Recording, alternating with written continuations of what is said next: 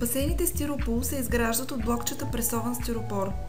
Те имат много добра топлоизолация и могат да се изградят сравнително бързо. Сега ще ви покажем как се изгражда един такъв басейн.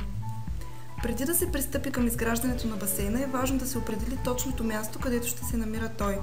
Ако басейнът ще е открит, е добре да се съобразите с следните 3 неща.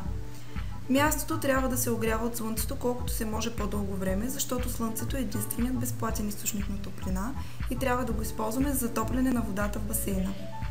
Изберете защитено от вятъра място, защото вятърът изстудява водата и навява в басейна листа, пепел и други замърсители. По ваше желание, мястото може да е защитено от чужди погледи.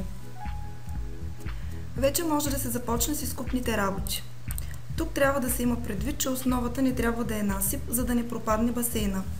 При изграждане върху склон трябва да се подготви равно място и страната от към склона не трябва да се подпира от стената на басейна. Изкопът трябва да е с 1 метър по-голям от реалните размери на басейна.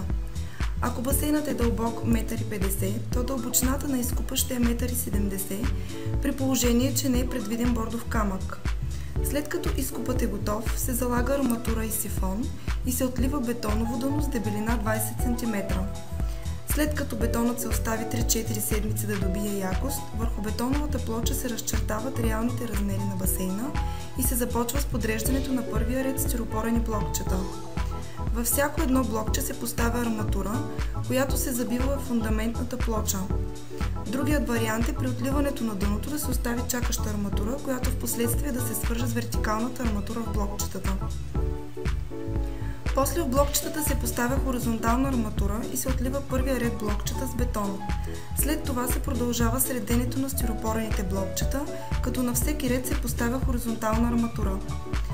Като се подредят блокчетата по формата на басейна, се изрязват отворите за скимер, вливни джузи, прожектори и самите те се залагат преди блокчетата да се напълнят с бетон. След това върху последния ред блокчета се закрепя лайсната, за която в последствие се захваща ПВЦ фолиото. Сега дъното и стените на басейна се застилат с геотекстилна подложка, която запазва еластичността на фолиото. В противен случай фолиото ще се втвърди и амортизира много по-бързо. Идва ред на монтирането на ПВЦ фолиото или мембраната, както още го наричат. Фолиото е с дебелина 0,8 мм и играе ролята на хидроизолация на басейна. То е изключително еластично, затова идеалната температура за неговото монтиране е между 15 и 25 градуса по Целзий. Стандартният цвят на фолиото е син.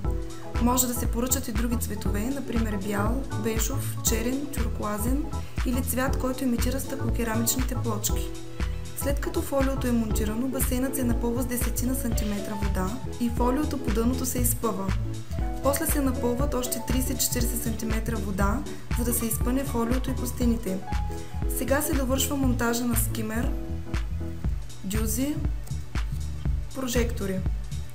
Паралелно се извършва и монтажът на пясъчната филтърна система и се свързва с басейна. След като са направени горе изброените дейности, басейнът се засипва зад стените с пръст. Преди да се засипят с пръст, стените на басейна могат да се изолират от пръста чрез полиетиленово фолио. Монтажът на басейна е завършен.